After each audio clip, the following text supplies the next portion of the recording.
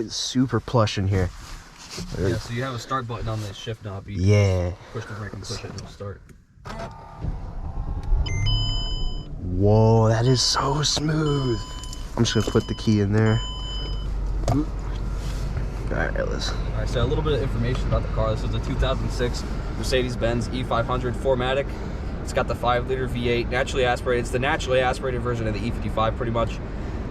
Same block, pretty much. Different, little bit of a different bottom end, a little bit of different heads, but it's the same block. It's got about 315 horsepower. So since it's a lighter car, it's pretty quick. And it's got the 5-speed transmission. It's classified as overdrive. And it's obviously got comfort sport mode, and it's got the aromatic suspension too, so you can raise and lower it, and you can change the if you actually put the camera on the display where it says 35 degrees, you have 2 different types of sport mode. Sport mode 2 is the stiffest setting in the suspension, and then you got comfort, obviously. wow. And it's fully loaded. It's got the heated and ventilated seats, as well as Parktronic, which is parking sensors. It's front and rear parking sensors. And it's got the wood wrap steering wheel. And my favorite part is it's got the Napa leather seats. So they're super comfortable. This is the owner, Collin. Now, does it come with the Duncan as well? This one does. This one does. Okay. Not all of them come with that option, unfortunately. Now, where'd you say the sport mode was? Is it like ESP off? No, or? so ESP is like traction control. Okay. The comfort and sport mode is actually right next to the shifter there. Right Yeah. You know, of course, you know me, I leave it in sport mode. So, have to. Yeah, but the difference between comfort and sport mode is comfort mode starts in 2nd gear and sport mode starts in 1st gear. And then sport mode, it allows the shifts at a higher RPM, so it'll go up to red line before it shifts, but comfort mode, it maxes out at about 5,500. So you're not actually getting as much speed out of it. Yeah, it's very nice in here. Man, I don't, the last time I was in a Mercedes was a while ago, since my mom sold hers. Well, let's get seating and everything right and get on the road. Oh yeah, those Parktronic sensors up there. That's pretty cool. All up here. Yeah. So if you put the car in reverse, you'll see those light up. Let's see. Yeah, that's pretty cool. Oh, and this mirror angles down. Yep. Man, I miss these shifters. That like the ones where you can like move to the side and all that. Yeah, they're pretty cool. I like those. Yeah. And is this a Bluetooth module right here? Yeah, I wired in a Bluetooth module because it comes stock with Bluetooth phone, but not Bluetooth audio. So I wired that in. It's actually in the glove compartment is where the rest of it is, and then it goes behind because I didn't want the wires exposed. Wow. Well, this is really nice. Only has 75,000 and some change miles. Yep. I bought Gauge cluster's really nice. So I put 2,000 on it. How long have you had it? I bought it in the beginning of December. So December, put 2,000 miles on it. So it's getting some nice use. That's good. Yeah. Wow. Yeah. Also, if you want to put the mode on speedometer, the arrow on the left side of the steering, push it up once, and then you'll. Oh, that's pretty cool. Yeah. Yeah. Well, all right. Let's get to driving. All right.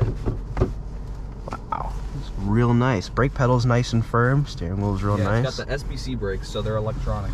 What? No way. Electronic brakes. And then when you're driving, you'll also see the front parking sensors light up like that. Ah, there they are. Yeah. Wow, that electronic brakes. That is interesting. I've never. Wow, it's really like firm up top. Yeah, they definitely stop. A little bit of geese there. Wow, it's crazy how far ahead the front is. It doesn't look like that long on the outside, but seeing that star is pretty cool. Yeah, I love it. I love driving it and seeing that. Wow, these brakes are really positive. Oh god. All right. Mind if I give it a little acceleration? Go for it. All right.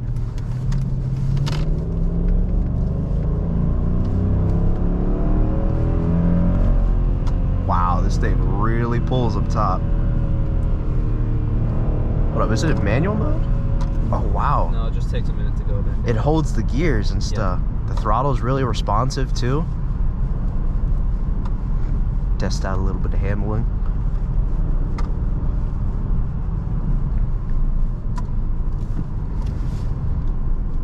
Man, I see why you bought this. This is a very comfortable daily. Not only, it's not slow either. It's very, there's a lot of power. And what's interesting is it's so smooth, it doesn't even feel like it's a V8. Yeah. What I love about it too is that when it's idling, you can't even feel it running. I know, when it started up, it was super nice. Yeah. Crap, man, I might have to sell my Durango and get me a Mercedes. Jump on this German train. Yeah. What's interesting is it feels like I'm going a lot faster than I really am in this car. Yeah, it's all being low to the ground is like that. Yeah. I guess I forgot how that feels with the Durango. Yeah. High above the ground like that. Let's see. Let's go right. Why not? Test out those brakes. Wow, that's so quirky to me. Like, I'm not used to it being that positive up top. Oh yeah, when I first drove this thing, like I stopped, like I squealed the brakes. Holy crap! Wow, I love that. Yeah. I love that so much. Oh, there's a Chinook helicopter over there too to the left. Oh wow, I didn't even notice that. That is cool. Yeah, it's crazy. Wow, the steering is super light. I love these gauges, man. I miss these classic gauges. They're so nice. Yeah, the floating speedometer gauge is one of my favorite gauges. Like, it gives you all the information you need. It has a digital display and whatnot. Yeah. But it's just so nice. I'm not gonna lie though, the digital temperature and fuel gauge took a little bit of getting used to. Yeah. But once you get used to it, it's one of those things where it's like, why isn't every car like this? Yeah. Modern S-Class over there to the left that we just passed. That looked real nice. Does this have air suspension on it? The ABC? Yeah, it's got Aromatic Suspension on it, so it's semi-active. So that's why it rides so nice. Yeah, so it's a pretty nice suspension. The only issue is that they do go out. Yeah, it's inevitable. I've heard of that. They're very prone to going out. Yeah, but when they work, they are really, really nice. Yeah. Super comfortable. Let's see, it's in S right now. Let's put it into comfort here. So does comfort like lighten up the suspension or make it like how would I put this? No, I guess more comfortable. The comfort and sport button, all that changes is really the transmission. So shift times. So shift time, the start out gear, like comfort mode, it'll start out in second gear, which you'll feel if you come to a stop and start, like it's much smoother.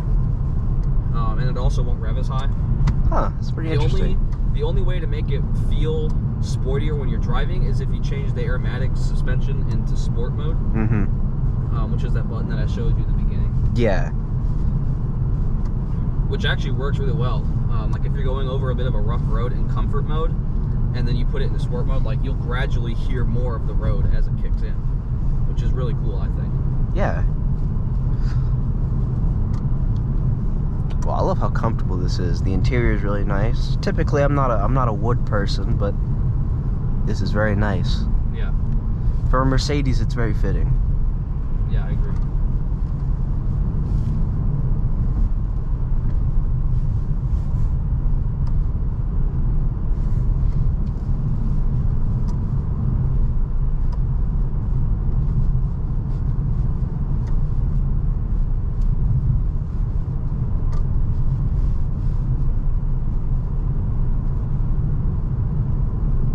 Wow, what's up with people pulling out in front of me today? I don't know. It's just this area. I guess so.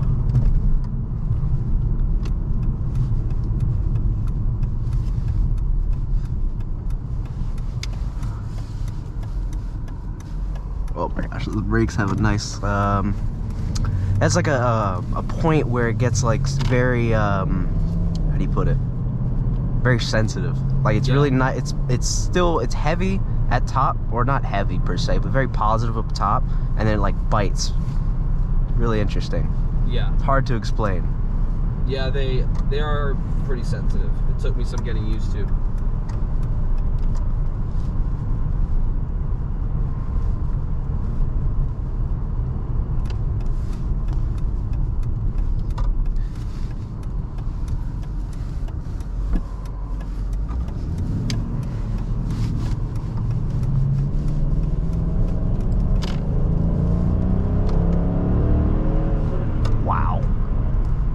Even in comfort, this thing still rocket ships up to speed.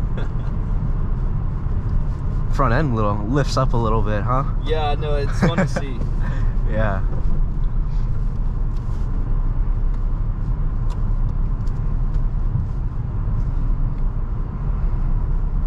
Steering is nice and light, so it's very nice to drive, not very taxing, at least in a parking lot.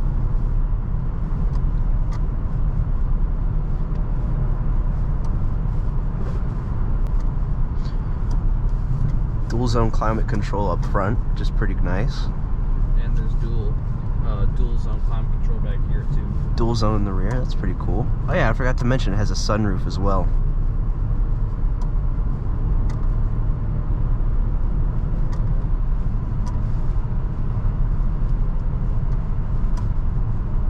What that is in the road. Was that like a bottom of a cone that was? I don't know. I saw that. I saw that though. I was thinking the same thing you're thinking. Yeah.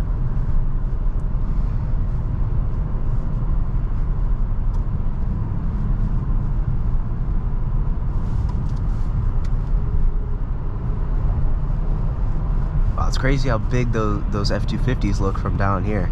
Yeah, no. And the Durango like swallows them up. Yeah. Here everything's massive.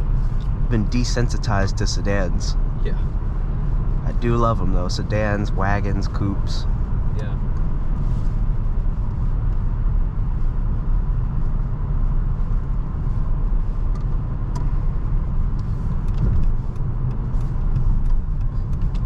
It's interesting how Mercedes was able to combine like luxury and some speed into this as well. Oh wow, it's a what is that, A80 Supra?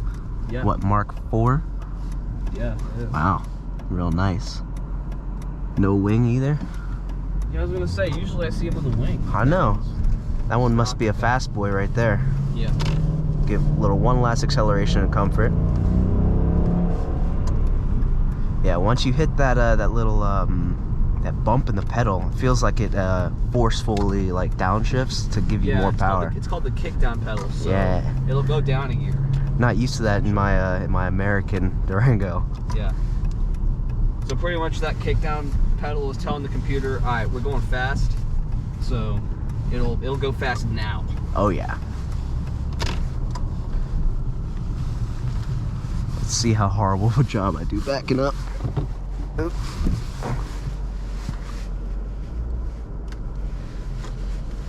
Really, you just gotta watch the parking sensors and stuff so you don't hit the curb. Oh yeah. Don't want to go too far back. Yeah, I'm gonna call that one good. All right. Well, thank you, Collin, for letting me drive your E-Class, your E500. Very beautiful car. Love it. I'm just gonna jump in the back so we can see how it looks from back there, and yeah, that'll be that. Wow. All right. Let me give you your key back. All right.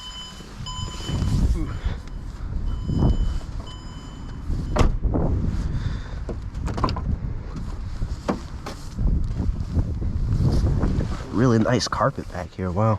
Yeah. Yep. So, There's that. Yeah, this is that dual climate control that I was talking about. And one of the most unique things about this is that it has pillar vents. Yeah, that's which is yeah. Oh, this is so. Not only does it have these, it has these pillar vents as well. and you think that these like don't really work that well, but they work surprisingly well. Like while you were driving, I'm back here and like you can feel the air. Like it works. You're in luxury back here, huh? Yeah, it's not bad. And you got the pop-up headrest that you can put that's down so at the cool. push of a button, as well as the for visibility and whatnot. The sunscreen and stuff back here too. Oh wow. Yeah. So actually, I'll give you a demonstration of these, which is armrest. Really cool actually. Because you have, as you see, these headrests come up, but you can put them down with the touch of a button up here. And they all drop. They all drop. And then you got the sunscreen as well, which goes up. Oh yeah, living in luxury here. Oh yeah, you're back here and you are super comfortable. Get your cup holder out, put some drinks in there. Oh yeah, the little pop-up action right there. Yeah. And what's crazy is that you actually have, Mercedes did this so you can put like index cards and a pen. Yeah, pen holder. Because you're only, back in the day, in the early 2000s, and still today I guess, you're only the most wealthy businessmen owned a Mercedes. Because the MSRP On this one, the window sticker on this one, because I still have the original window sticker, was $70,100. Wow. But considering, like, compared to today, that's actually not too bad for all this luxurious features you get. I forgot to mention the, I think, what is that? Is that a touchscreen? Or is that not. So this is actually the command system. The command system, it's back in the early 2000s when Mercedes was starting to kick off the infotainment system war. So this was actually really one of the first cars. The W211 Mercedes, which is what this generation of E-Class is, was one of the first to have the infotainment screens. There were some other cars that started to integrate them, like you had Bentley that was starting to put them in, and so on and so forth. But this one's really nice because it has, you know, navigation, which works, and it works surprisingly well. You have the option for satellite radio, and obviously your telephone feature, which you can see up there. It has a couple other nice features. But what's also kind of crazy is that even though this car is 2006, it has voice control on the steering wheel here. So you can pull this, navigation, and then it pulls up navigation. Man, this is everything my Durango has, but yeah, luxurious, like way more luxurious. Yeah, and for 2006 too, which is, I think, the coolest part. Wow. Now, obviously, like, the infotainment system, like, it's got its issues. Yeah, you know, but all older German cars have their issues, but overall, this is a beautiful car. Love it. Thank you. Yeah, that one actually, my friend broke that one, but this one works over here. Is that an ashtray? Yeah, it's an ashtray. I got a new one on the way, luckily. So. Nice. Well, thank you, Collin, for letting me drive it. No worries. And we'll end that off here. Thank you guys for watching, and make sure to subscribe for more videos like this.